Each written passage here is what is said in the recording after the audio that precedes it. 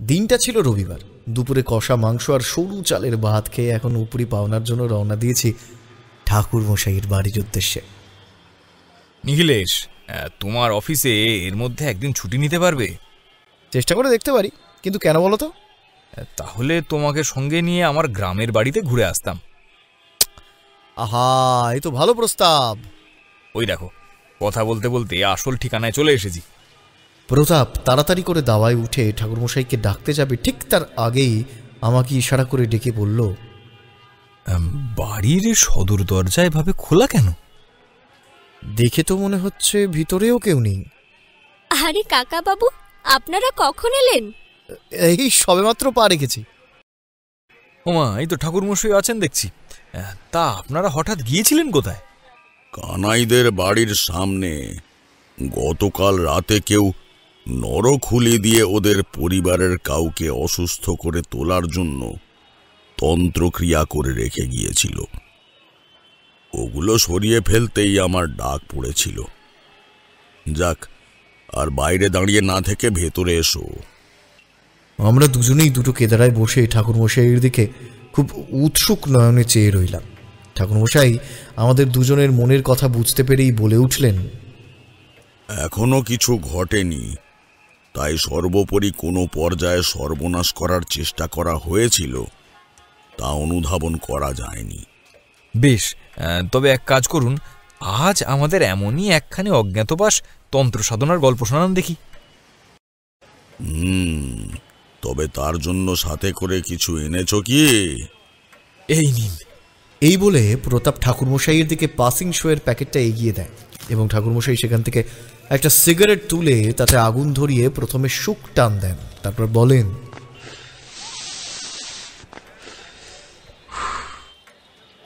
সময়টা ছিল ঘোর বর্ষার। যেখানে যাব বলে মনস্থির করেছিলাম, প্রবল বৃষ্টির কারণে সেই সম্ভাবনা তত ক্ষীণ হয়ে আসছিল। এভাবে একদিন শঙ্করপুর বালির চড়ায় হাঁটতে হাঁটতে সমুদ্রের দিকে এগিয়ে চলেছি। হঠাৎ করে পিছন থেকে এক ভদ্রলোক এসে আমাকে জলের দিকে ধাক্কা দিলেন।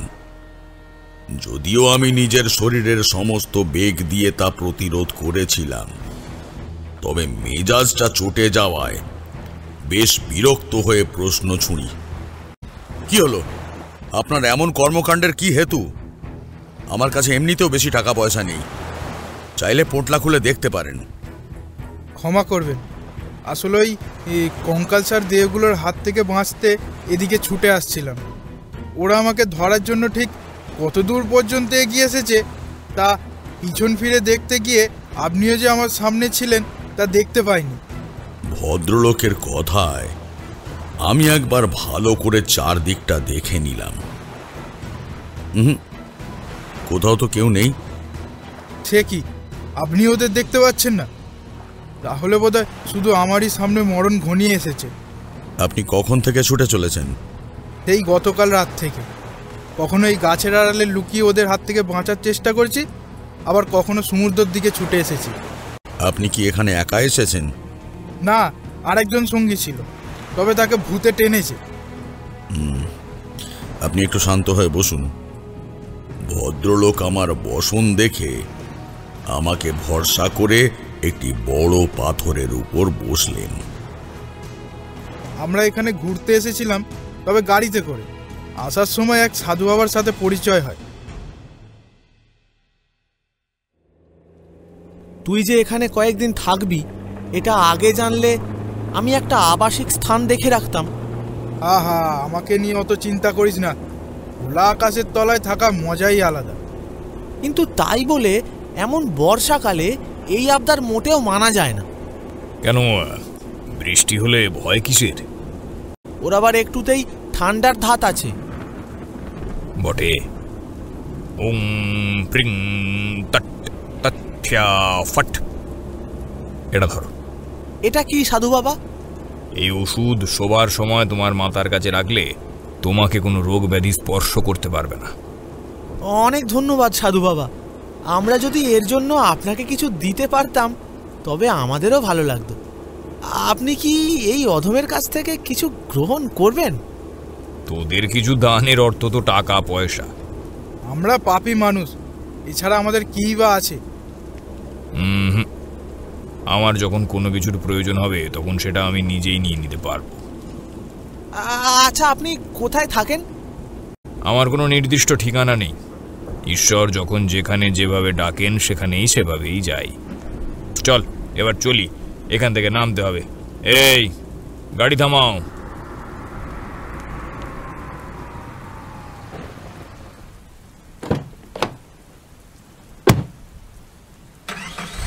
সাধু বাবা যেই ওষুধটা দিয়েছেন ওটা মাথার কাছে নিয়ে রাখ। ধুর, আমি এসব বিশ্বাসই করি না। সে কি রে, অমন সিদ্ধ মানুষ নিজে থেকে তোর উপকার করলেন আর তুই সেই অবদান এভাবে ভুলে যাচ্ছিস? বেশ, ওটা তবে আমার কাছেই থাক।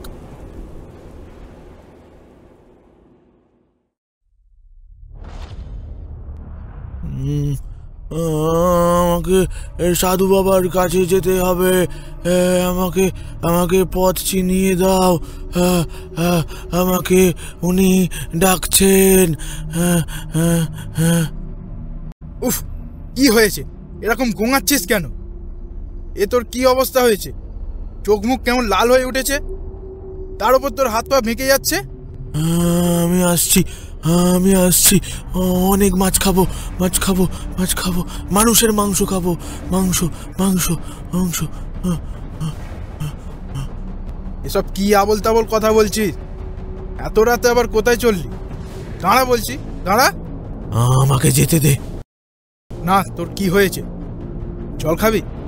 শরীর খারাপ করছে? তখন থেকে সেই একই কথা বলে চলেছে। তুই বুঝতে পারছিস না আমি তোকে পছন্দ করছি না? আমাকে বিরক্তি করার ফল ভোগ করে এবার। আমাকে নামা, আমাকে নামা পল্টু, পল্টু আমি তোর বন্ধু। না, এই জগতে প্রেত ছাড়া আমার আর কোনো বন্ধু নেই। ফিরে এসে তোকেও আমি শেষ করে ফেলবো। ঠিক আছে, আমি হার মানছি। এরপর পল্টুকে আর খুঁজে পাইনি। আমি নিশ্চিত এটা ওই ভণ্ড সাধুর কাজ। আপনি আমাকে ওই ওষুধটা একবার দেখাতে পারেন? অবশ্যই, এই যে। আমি ওটা হাতে নিতেই বুঝতে পারি ওটা মস্তিষ্ক বিকল করার এক মোক্ষম জড়িবুটি। ওম ক্রিং তট ধীমাত, এই বলে আমার ডান হস্ত প্রসারিত করতেই আমার হাতের তালুর উপর একটা আলোক বলয় এসে হাজির হয়। সেখানেই পল্টুর সাথে আসলে কি ঘটেছে তা অনুধাবনের চেষ্টা শুরু করি। তাড়াতাড়ি আয়, এখানে এসে এই ছুরি তুলে নিয়ে নিজের বুক চিরে মাকে রক্ত দে। তুই খুব ভাগ্যবান যে মা নিজে তোর পুজোর জন্য তোকে বেছে নিয়েছে। আপনি যা বলবেন তাই হবে। এই নিন সাধু বাবা, আমাকে আর কি কি করতে হবে বলুন। কালী কালী মহাকালী তপস্য তত্থিমায়াত তস্য দেবজনে কালিকা ওই বজম রাহাত। সাধু বাবা, মা আমার এই আত্মবলিদানে সন্তুষ্ট হয়েছেন তো? সন্তুষ্ট হবেন। যদি তুই নিজেকে এই আগুনে আহুতি দিতে পারিস তবে চিরতরে মায়ের পায়ে ঠাঁই পাবি। তবে তাই হোক, এর জন্য যা করতে হয় আমি সব করব। সে আর বলতে, এখন তুই নিজে রাজি না হলেও আমার কথা মতোই তোকে চলতে হবে। এবার উঠে আয়। ক্রিং পট ধরাত। ওই দেখ, সামনেই যে সোজা রাস্তা দেখতে পাচ্ছিস, ওদিকে নাক বরাবর হাঁটতে থাক। কেউ ডাকলে সাড়া দিবি না। ওই রাস্তা একটা ছোট্ট ঘরের সামনে গিয়ে থামবে। আজকের দিনটা তুই ওখানে বিশ্রাম কর। আগামীকাল রাতে পুজোর সময় উপস্থিত হলে আমি তোকে ওখান থেকে নিয়ে আসবো। যথাজ্ঞা। আর শোন, এই তাগাটা তোর হাতে বেঁধে রাখ। ঠিক আছে, তাই হবে। সাধু বাবা, এবার কি হবে? ওই ভণ্ড সাধক যে আজ রাতেই আমার বন্ধুকে শেষ করে ফেলবে? না, আমি থাকতে এই অন্যায় হতে পারে না। আপনি এক কাজ করুন, এই মুহূর্তে পুরো এলাকা খুঁজে খুঁজে সুপারি, বিল্বপত্র, জবা ফুল, চন্দন, মিষ্টান্ন, ঘৃত এবং মধু জোগাড় করে আনুন। ঠিক আছে, আপনি আমার জন্য এখানেই অপেক্ষা করুন। আমি কিছুক্ষণের মধ্যেই সমস্ত সামগ্রী নিয়ে ফিরে আসব। ভদ্রলোক দ্রুত পদক্ষেপে ওখান থেকে প্রস্থান করতেই আমিও ঝাউবনের মধ্যে একটি নির্জন স্থান খুঁজে সেখানে ধ্যান করতে শুরু করি। ওম সত্যম শিবম সুন্দরম, ওম সত্যম শিবম সুন্দরম। না, আমি থাকতে এই অন্যায় হতে পারে না। আপনি এক কাজ করুন, এই মুহূর্তে পুরো এলাকা খুঁজে খুঁজে সুপারি, বিল্বপত্র, জবা ফুল, চন্দন, মিষ্টান্ন, ঘৃত এবং মধু জোগাড় করে আনুন। ঠিক আছে, আপনি আমার জন্য এখানেই অপেক্ষা করুন। আমি কিছুক্ষণের মধ্যেই সমস্ত সামগ্রী নিয়ে ফিরে আসব। ভদ্রলোক দ্রুত পদক্ষেপে ওখান থেকে প্রস্থান করতেই আমিও ঝাউবনের মধ্যে একটি নির্জন স্থান খুঁজে সেখানে ধ্যান করতে শুরু করি। ওম সত্যম শিবম সুন্দরম, ওম সত্যম শিবম সুন্দরম। ওই দেখ, আর একটা পাগল মরতে এসেছে। মনোজা, কোটরের চোখ নেই বলে কি এত ভুল দেখতে হয়? ভালো করে চেয়ে দেখ, ওটা পাগল নয়, সাধক। জীবদ্দশায় যে জীবনকে উপভোগ না করে এসব তপস্যা করে, এসব রস মাটি করে ফেলে, সে পাগল ছাড়া আর কি হবে? আয় আয়, এটাকে আমাদের দলে টানার চেষ্টা করি। যেই কথা ভেবেছিস তা বাস্তবায়ন করতে চাইলে এখানে সমস্ত হাড়গোড় খুলে পড়বে। আমাদের হুমকি দিচ্ছিস? এই ধর তো বেটাকে, ধর ধর। এই বলে কঙ্কাল দুটো আমার দিকে তেড়ে আসে। আমিও রুদ্রাক্ষের মালা ধরে মন্ত্র পড়ে নি। শিব শিবায় ওম তট যক্ষ দেবত জমনিকসম বিনাশ। যা, ওদের বন্দি করে ফেল। এরপর চোখের পলক পড়তে না পড়তেই একটা অদৃশ্য শক্তি ওদের উপরে আক্রমণ করে।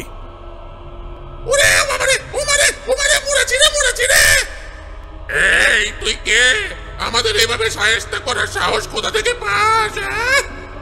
এই ছেড়ে দে বলছি, ছেড়ে দে, ছেড়ে দে, নয়তো ভজন সাধকের হাতে তোরপে তোরপে মরবি।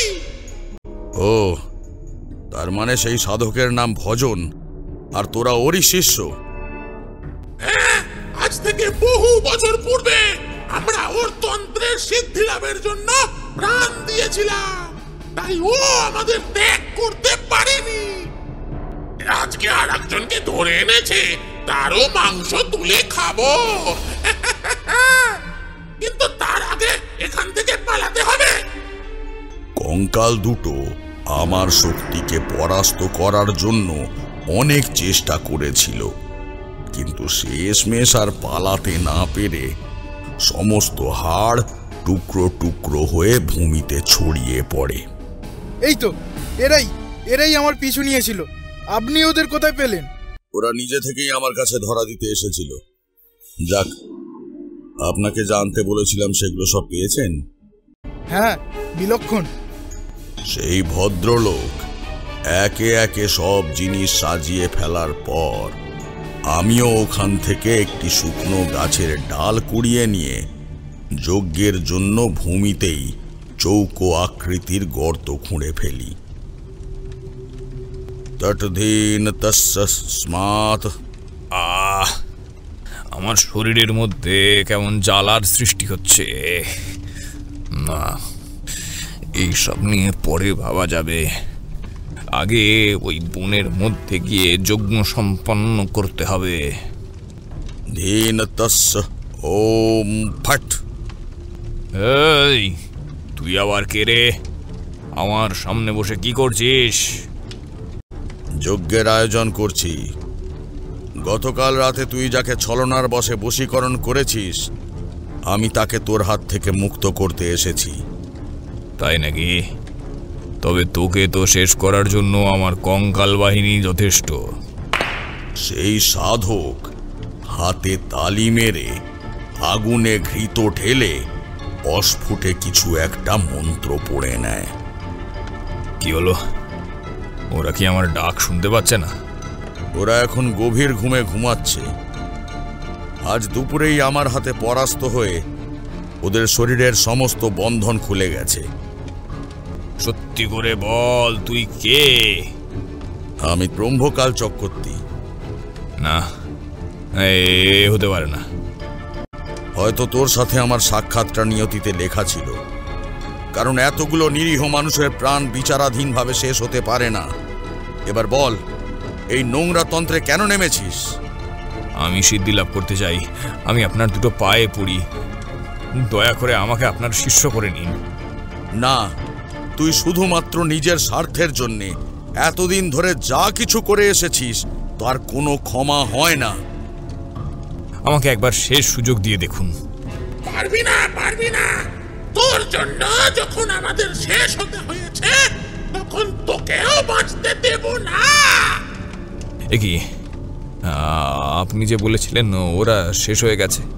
ওদের পুনরায় জাগ্রত করতে পারবো না এই কথা তো দিইনি। না না, আমাকে মেরো না, মেরে ফেলো না, আমার ভুল হয়ে গেছে, আমাকে ছেড়ে দাও। আপনি একবার আপনার বন্ধুর নাম ধরে ডাকুন। পল্টু, তুই কি আমার ডাক শুনতে পাচ্ছিস? ওম ক্রিং বদস্য তৎ পদাঙ্কম পথ দৃশ্যামি ওং তৎফসৎ। আপনার বন্ধু এখন আগের থেকে অনেকটাই স্বাভাবিক হয়েছে, তবে ওর হাত থেকে সেই মন্ত্রপুত তাগা খুলতে না পারলে ওকে পুনরায় মনুষ্য জীবনে ফিরিয়ে আনা সম্ভব নয়। আমি নিজের মন্ত্র ফিরিয়ে নেব, কিন্তু দয়া করে এদের এখান থেকে তাড়ান।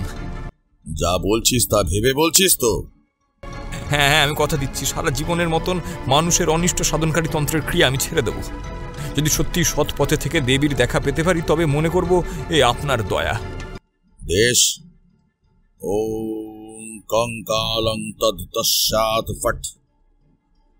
বিকট শব্দ করে একে একে সমস্ত হাড়গুলো ভূমিতে ছিটকে পড়ে। অগ্নি তদ্দ বিষ্ণু ফট। চলে আয়, চলে আয়, আমি শেষবারের মতন তোকে ডাকছি, চলে আয়। ধীরে ধীরে চারপাশের বাতাসে একটা মুক্তির স্বাদ দেখা দেয়। আমি এখানে কি করে এলাম? সাধু বাবা, আপনার জয় হোক। আপনার বুদ্ধি কাজে দিয়েছে। এইভাবে সেই যাত্রায় একজনের মতি ফিরিয়ে অপর হাতে আরেকজনের জীবন দান করে শঙ্করপুর থেকে ফিরে আসি। সত্যি আপনার উপস্থিত বুদ্ধি আর শক্তির কোনো তুলনা নেই। কিন্তু এবারে যে আমাদের উঠতে হবে, আবার একদিন এরকম গল্প শুনতে আসবো। আসি। বেশ বেশ, দুজনে সাবধানে যেও, কেমন? যাও। দুর্গা দুর্গা।